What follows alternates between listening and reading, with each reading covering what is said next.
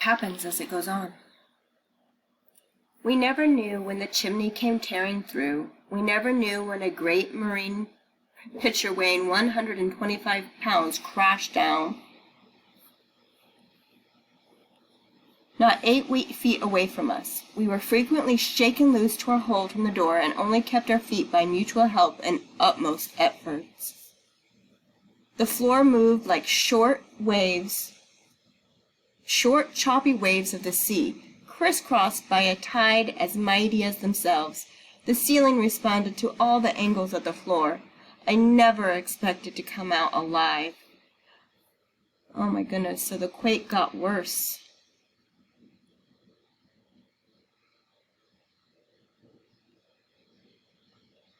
It got worse right there. I looked across the reception room at the white face of our son and thought to see the floors give away with him momentarily. So it didn't happen, but she thought it was going to happen, so she must be worried.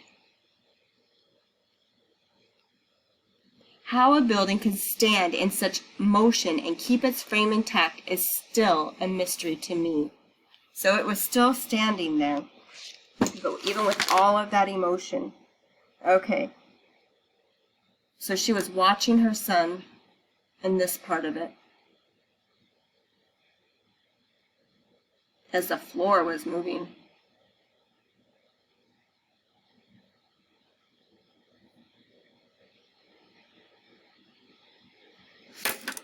Stand in front of your clock and count off 48 seconds. Imagine the scene you have to continue for that length of time, and you can get some idea of what one can suffer during that period.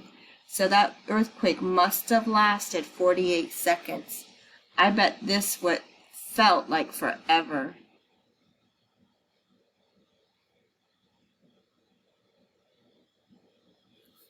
My husband told me to dress quickly and get down our tortuous stairs to the street. So they're getting dressed and they want to go to the street.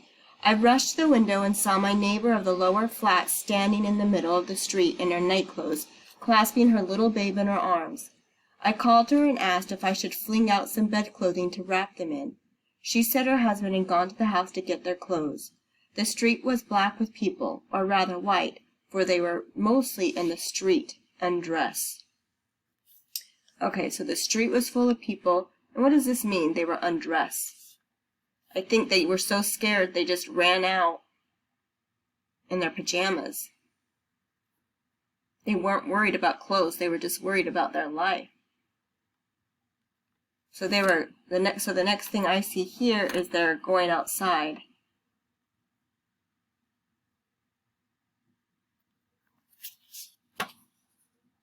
Then I turned to dress myself. What a change in values. I had no thought for the dress I had cherished the day before. Cherished is a good thing, so the dress that she really liked the day before. I was merely considering what was warmest and most substantial, so she didn't want the prettiest. She wanted the one that was the warmest. A coarse wool skirt and a long coat lined with white skill and highly decorated with trimming. Did I choose the latter because it was pretty? No, indeed, but because it was warm and long. My diamonds and money were thrust into a hand satchel, and we hastily made our way to the street. So they got some of their money, and a hand satchel is like a bag. So here they got dressed, and went outside.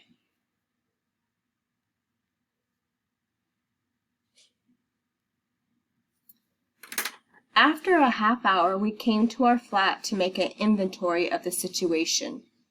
What do you think that means? We came up to our flat to take an inventory. I think inventory is to check it out, right? See what was lost, see what was broken. I walked over to the remains of my choicest china, porcelain, and cut glass without feeling a regret or a sigh of tear. All right, so this means this was her choicest means her best. So this was all of her best china, porcelain, and cut glass. But did she feel sad? Nope. She said without feeling any of those feelings. She did not even feel sad. Everything seemed so insignificant. insignificant. So if it seemed insignificant, that means not important. So all of those material things were not important.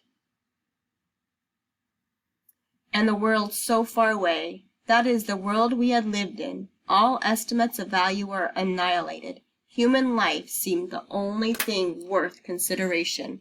So even though everything was broken, the most important thing was human life was the only thing that they should be worried about. So she considered them very lucky because nobody got hurt. Now the author gave us some pictures here. And then let's read our little blue thing. The 1906 earthquake and the fire that followed caused major devastation throughout San Francisco. More than 80% of the city was destroyed. And these black and white pictures are real pictures from back in the time of how much was destroyed. So not only from the earthquake, but the fires that started after that. That was a pretty big earthquake. So when you are reading this, we have our notes on the side, and you want to talk about those important details that had happened in the story.